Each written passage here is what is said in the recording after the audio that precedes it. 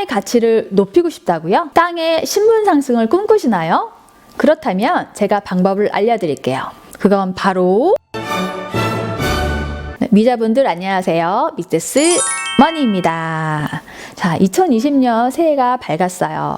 자, 구독과 시청해주시는 우리 모든 분들 새해 복 많이 받으시고요. 자, 올 한 해에는 모두 부자 되시고 대박나는 한 해가 되시길 바라겠습니다. 지난 시간까지 우리는 대한민국 전체 토지, 국토 계획, 도단위 계획, 시군 단위 계획인 도시기본 계획과 토지를 보는 방법까지 알려드렸어요. 이제는 토지 분석을 통해서 과연 이 땅이 개발이 될 땅인지 가치가 있는 땅인지를 한번 알아봐야 되겠죠. 앞에서 배운 내용도 한번 잘 보시고요. 오늘 배울 내용만 잘 숙지하셔도 땅에 대해서는 조금은 이해할 수 있는 시야가 넓어지실 거라고 봅니다. 앞에서 배운 대한민국에 큰 계획들이 있다면 오늘 배울 내용은 개발행위 허가라는 부분인데요. 이거 굉장히 중요합니다. 자, 오늘은 끝까지 잘 들어보셔야 해요. 빼먹을 게 하나도 없어요. 개발행위 허가를 쉽게 설명하자면 우리가 땅을 사는 이유라고 보시면 될 것 같아요. 전원주택, 공장, 창고 등을 지어서 우리가 임대도 주고 전세도 주고 또 팔아서 시세 차익도 남기고 이러한 행위를 하기 위한 것이 바로 개발행위 허가라고 볼 수가 있겠어요. 자, 그럼 개발행위 허가 배우러 한번 떠나볼까요? 자, 개발행위 허가가 무엇인지 먼저 알아봐야 되겠죠. 자, 우선 개발행위 허가는 국토의 계획 및 이용에 관한 법률에 나와 있습니다. 국토의 계획 및 이용에 관한 법률은 말 그대로 토지를 계획하고 이용하는 모든 내용이 담겨져 있어요.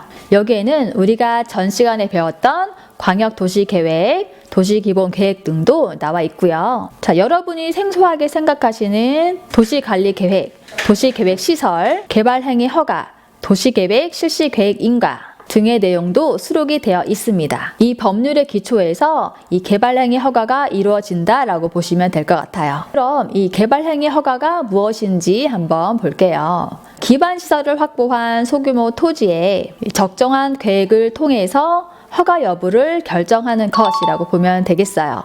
자, 쉽게 말해서 토지 개발을 할 때 난개발을 막고 규정에 의해서 체계적으로 토지를 개발하고 가치를 끌어올리는 것이라고 보면 되는데요. 그럼 이런 개발행위 허가는 어떨 때 쓰게 될까요? 건축물의 건축, 공작물 설치, 토지의 형질 변경, 토석을 채취하거나 토지를 분할할 때, 물건을 쌓는 행위 등을 할 때 이런 개발행위 허가를 받아야 합니다. 개발행위 허가를 신청할 때 중요한 요소가 또 있는데요. 이것도 알려드릴게요. 바로 진입도로, 경사도, 임야 개발 시의 산림조사예요. 토지를 개발할 때 진입도로가 없으면 될까요? 안 되겠죠. 개발이 불가능하게 됩니다. 이런 땅을 뭐라고 부를까요? 그렇죠. 맹지라고 하죠. 맹지, 즉 쓸모없는 땅이란 뜻이에요. 그리고 토지에는 경사도라는 것이 있는데요. 경사가 가파르면 토지 개발 쉽게 할 수 있을까요?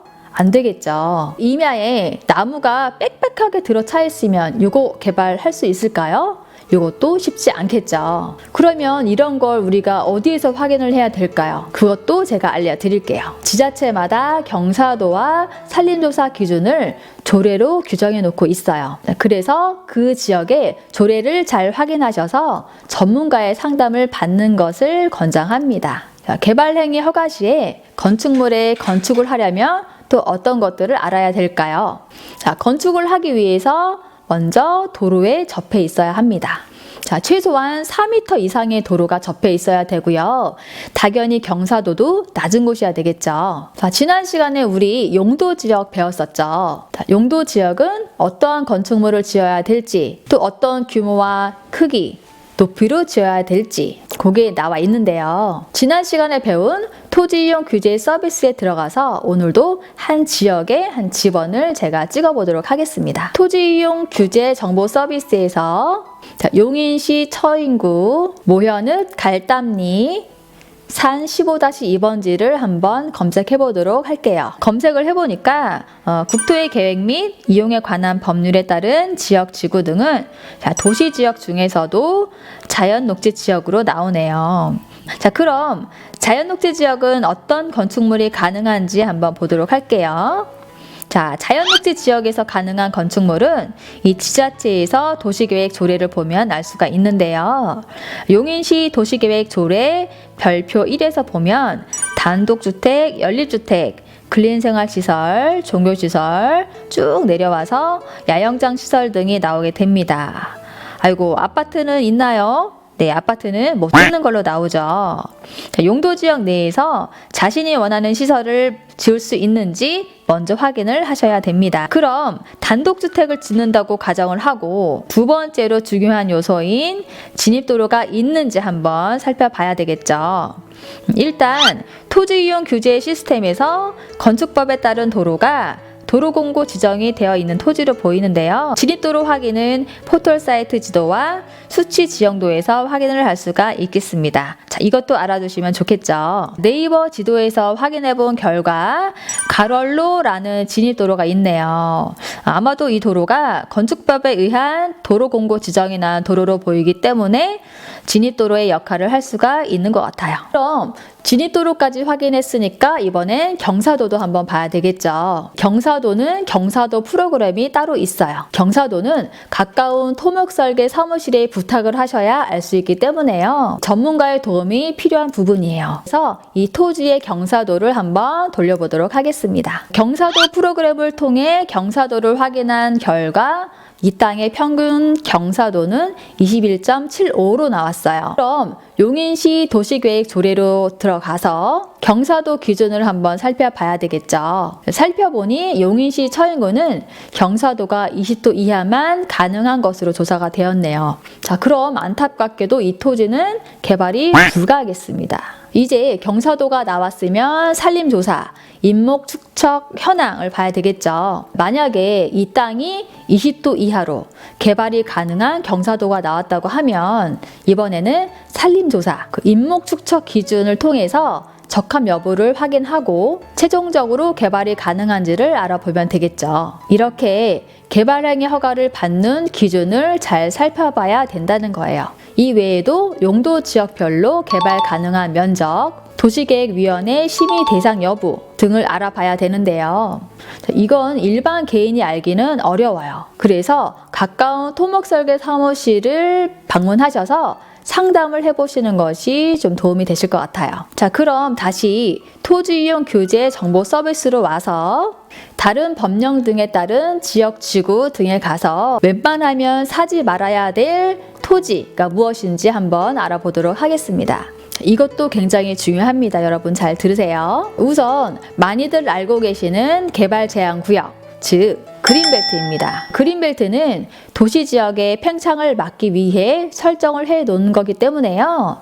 개발 제한 구역에서 어떠한 개발 행위를 하기가 매우 어렵습니다. 자, 그래서 토지 투자 시에 가장 피해야 될 토지라고 보면 되겠어요. 두 번째는 군사시설 보호구역입니다. 군시설의 보호와 일반인의 안전을 위해서 건축이나 개발 행위를 제한하는 곳인데요.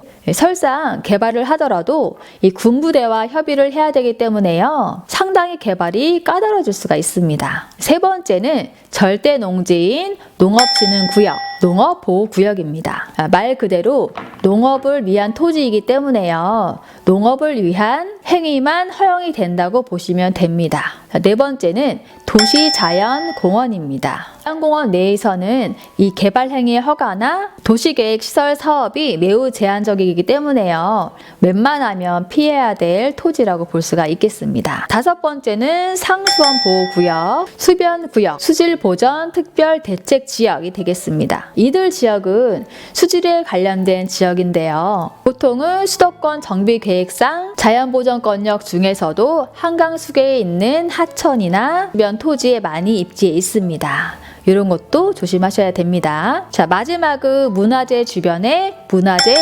보호구역입니다. 문화재 주변 개발 시에는 문화재 현상 변경을 통해서 심의를 받아야 되고요. 높이 등이 제한이 되기 때문에 상대적으로 개발이 되더라도 토지의 가치를 찾아가기가 쉽지 않습니다. 자, 이렇듯 피해야 될 토지 잘 체크하시고요. 자, 이런 땅을 사면 되겠어요? 안 되겠어요?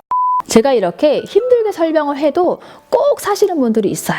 자, 우리 미자분들은 그러시면 안 됩니다. 자, 옛말에 사만사온이란 말이 있는데요. 요새는 사만사미가 된 것 같습니다. 자, 3일은 춥고 4일은 미세먼지 때문에 많이들 고생하시죠. 구독자 여러분 건강 잘 챙기시고요. 2020년을 활기차게 시작하시면서 올 한 해 건승을 기원하겠습니다. 파이팅입니다. 자, 아직도 구독과 좋아요를 안 하신 분들 계신가요? 자, 여러분들이 구독과 좋아요를 많이 해주셔야 제가 힘이 나서 더 열심히 공부해서 여러분께 좋은 정보를 많이 드릴 수가 있어요. 오늘 방송 보신 분들은 구독과 좋아요 꼭 눌러주실 거죠? 약속해줘. 그럼 저는 다음 시간에 더 좋은 정보로 여러분들을 찾아뵐게요. 그럼 다음 시간에 만나요. 안녕.